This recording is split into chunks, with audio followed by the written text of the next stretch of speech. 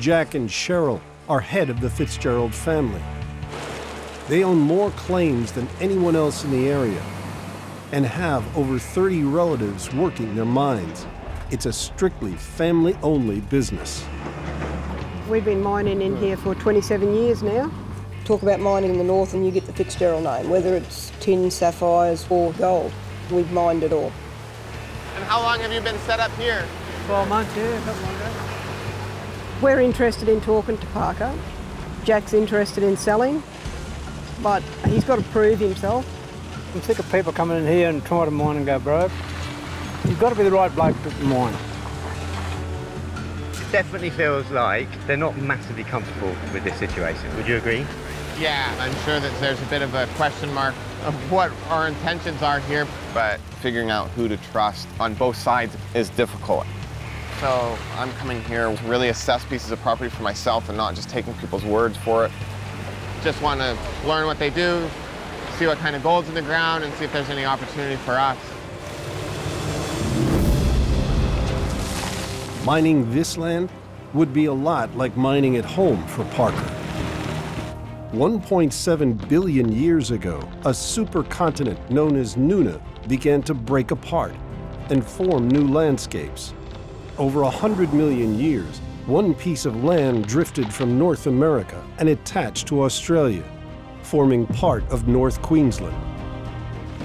Meaning the rock formation and mining methods are almost identical to Parker's. The added bonus, the Palmer goldfields don't freeze. Yeah, it's pretty nice to actually come someplace where there's like a lot of similarities to what we do in the Yukon. This is fairly similar bedrock, but the lack of permafrost probably makes it a lot cheaper mining.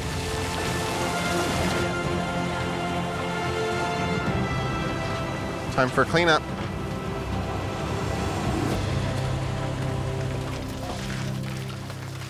So is there much like really fine flour gold here? No, not much, eh? If we want the big pieces, we don't worry about that fine stuff. We leave that for all the old ladies. Oh, yeah. Hey, Parker, have a look at this one. Jump in there and have a look at Full of gold. What do you reckon, guys? Yeah, that's You're looking good. Yeah. Look at that. Oh, wow. This is all reflecting on your face, Parker. That. It makes me miss my grandpa's place because that's the last time I've seen any kind of coarse gold. One day in particular, we had like 45 ounces in nuggets, like a lot of it that size and bigger. Wow. He was pumped. Parker is very much after a piece of land that he can work when it's too cold back in the Yukon.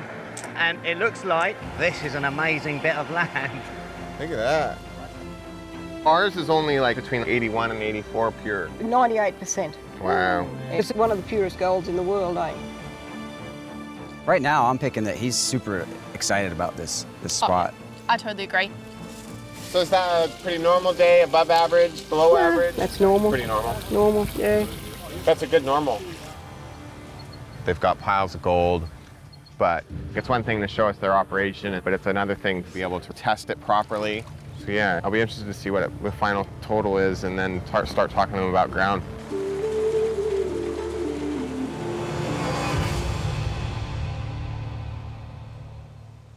So, what number are we looking for that makes you feel like this is going to be a good... Like comparable ground-wise? Yeah. Well, our ground would normally average about an ounce per 100 yards. The Fitzgeralds ran 500 yards of pay dirt. To be as good as Parker's Yukon claim, they need 5 ounces of gold. 7.2.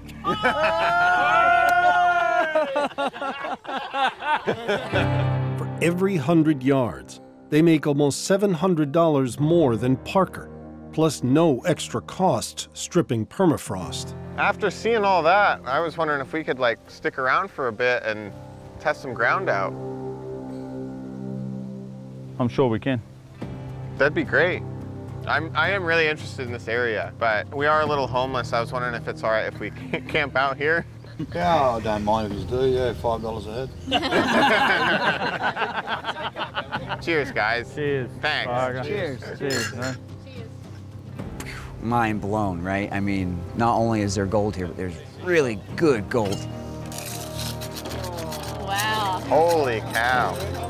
It's a bit of a start to the Palmer Goldfields with the John Withers lease. But this ground's amazing. It's actually a viable business opportunity. We're definitely gonna probe this one. But in the Yukon, I have found this before, where getting on good ground in a family like this is really difficult. Because they're gold miners. They don't want to give up good ground. To determine if there is enough good ground to expand his business, the team split up. That's good. Good? Yeah. Parker and Danny meet with Jack and Cheryl at a possible lease. But unlike the virgin ground Parker's used to mining, the site's been worked already. Is there some gold here? Yeah. Hopefully. Jack says there is. If Jack says there is, there is. Good. This area here, Sleepy Hollow, we have mined it. But we've bought Parker here because it's a good way to pick up gold after the wet season. Oh yeah, look at that. Between November and April, the monsoon season brings over 3 feet of rain to this area, turning the now dusty roads into turbulent creeks. Water washes gold down from the hills, which gets caught in cracks and crevices, creating Mother Nature's own sluice box. When the creek bed dries, the gold can be mined. Every wet season, the process repeats, in theory, leaving new gold for the taking, year after year. There's 2 things that I'm looking for. Is it profitable and is it scalable, right? You gotta be able to make money, and I wanna be able to make lots of money. Rock and roll. Mate, I might give up the camera work and just do this. I'm gonna go to Tony Beats, see if he'll hire me. I think that would be a wonderful experience for you.